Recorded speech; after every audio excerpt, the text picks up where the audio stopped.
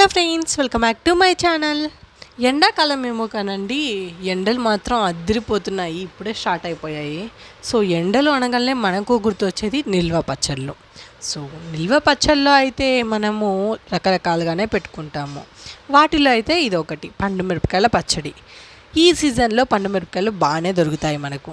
So ఈ పండు మిరపకాయల పచ్చడి ఎలా పెట్టుకోవాలనేది మనం ఈ వీడియోలో తెలుసుకుందాము. ముందుగా అయితే బ్రీఫ్గా మా అమ్మ మాటల్లో తెలుసుకుందామా.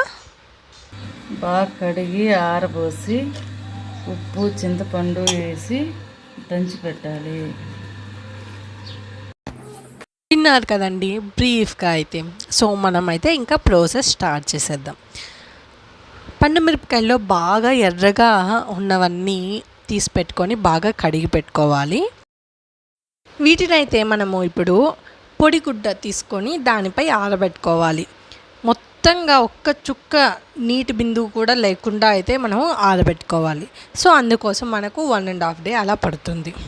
సో అలా అయితే ఆరబెట్టుకున్న తర్వాత ఈ పండు మిర్చి మొత్తానికి తొడుములు ఇలా తీసివేసుకోవాలి. సో ఇలా పండు మిర్చి పెట్టుకుంటాం కదా, మనము పండు మిర్చి సెలెక్ట్ చేసే దాంట్లో కూడా మన పచ్చడి అనేది బేస్ చేసుకుని ఉంటుంది. ఎలా అంటే మనము లావుగా పండు మిర్చి కానీ వేరుకుంటే మనకు పచ్చడి అనేది చాలా టేస్టీగా అండ్ చాలా మొత్తంగా ఎక్కువగా వస్తుంది.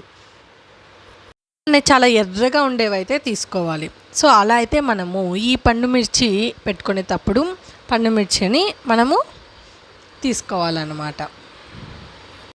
మీరు చూస్తున్నారు కదా వీడియోలో, నేను మా అమ్మ మా నాన్న అయితే ఈ తొడుములన్నిటినీ తీసేస్తున్నాము.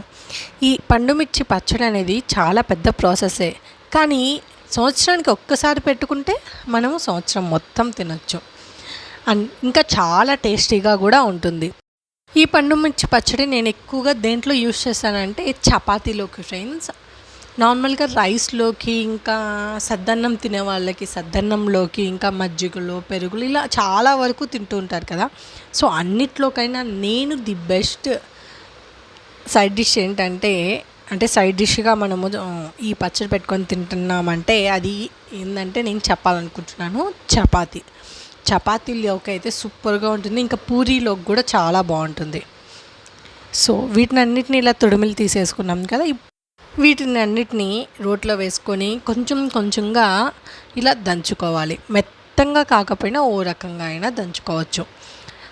మనము పండు మిర్చి చాలా ఎక్కువగానే తీసుకున్నాం కదా. సో ముందుగా అయితే నేను నార్మల్ పండు మిర్చి మాత్రమే వేసుకొని దంచుకుంటున్నాను.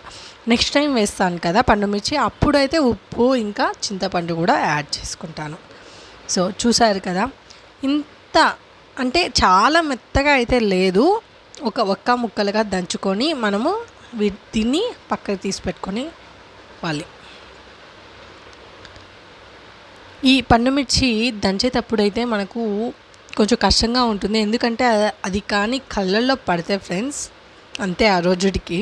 సో కొంచెం జాగ్రత్తగా దంచుకోండి, కొంచెం కొంచెంగానే దంచుకోండి, ఎందుకంటే మనకు మొత్తంగా తొందరగా అయిపోతుంది కొంచెం కొంచెంగా దంచుకుంటే. అండ్ సెకండ్ హ్యాండ్ కూడా టచ్ చేయకుండా ఇలా దీంట్లోనే రోట్లోనే పెట్టుకొని దంచుకోవచ్చు. సో అందువల్ల కొంచెం కొంచెంగానే ప్రిఫర్ చేయండి. చూసారు కదా, మెత్తంగా కాదు, ఒక్క ముక్కలుగా దంచుకొని మనము పక్కకి తీసి పెట్టేసుకోవాలి. అలా ఒక గిన్నెలోకి, అంటే ఈ గిన్నెని మనము నెక్స్ట్ ఇంకొక 2 రోజులు అయితే మనము పక్కన పెట్టుకోవాలి. సో వీటిని అయితే మనం తీసి పక్కన పెట్టుకున్నాం కదా ముందుగా దంచుకున్నవి. సో మిగతావి కూడా వేసేసుకోవాలి. ఇలా వేసుకున్నప్పుడు మనము ఈసారి చింతపండుని యాడ్ చేసుకోవాలి. చింతపండు అలానే ఉప్పు అనేది యాడ్ చేసుకోవాలి. మీరు చూస్తున్నారా, ఇప్పుడు కూడా మా అమ్మ ఒక్క ముక్కలుగానే దంచింది, ఎందుకంటే మనము నెక్స్ట్ టైం అంటే ఒక 2 days తర్వాత మళ్ళీ దంచుకోవాలి కదా. అప్పుడైతే మనకు చాలా మెత్తంగా తొందరగా అయిపోతుంది. సో అందువల్ల ఒక్క ముక్కలుగా దంచుకుంటే సరిపోతుంది. ఈ 2 days మనము పక్కన పెట్టుకుంటాం కదా, ఆ టైంలో మన పులుపు అలానే ఉప్పు వేసాం కదా, ఉప్పు మొత్తంగా బాగా పట్టి చాలా మెత్తంగా అయిపోతుంది. సో అందువల్ల మనము పక్కన పెట్టుకోవాలి.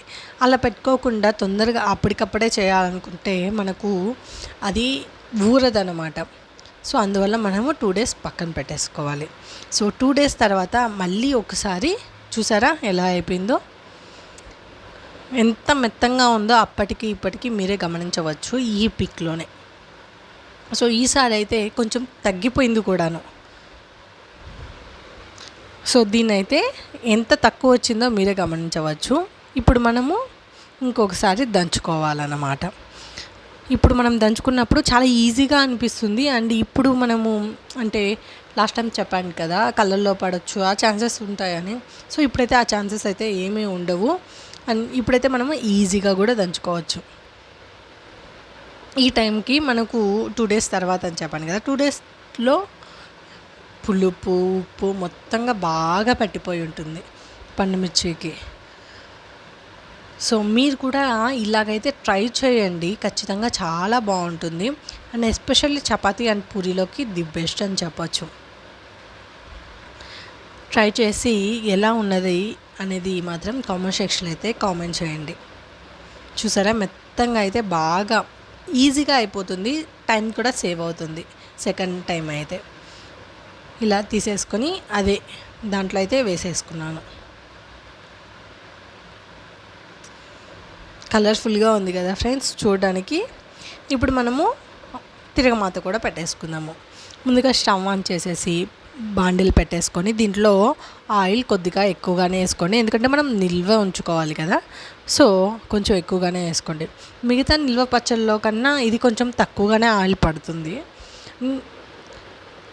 ఆయిల్ వేడెక్కిన తర్వాత ఆవాలు, ఇంకా కొద్దిగా పచ్చి శనగపప్పు, అలానే జీలకర్ర, తెల్లగడ్డలు,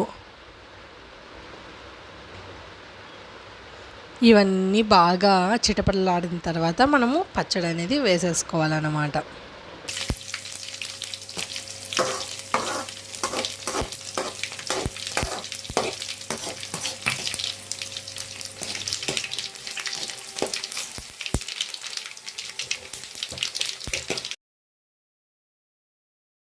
ఇవన్నీ అయితే బాగా ఫ్రై అయిపోయింది కదా. ఇప్పుడు స్టవ్ ఆఫ్ చేసేసుకొని మనము పచ్చడిని వేసేసుకోవాలి.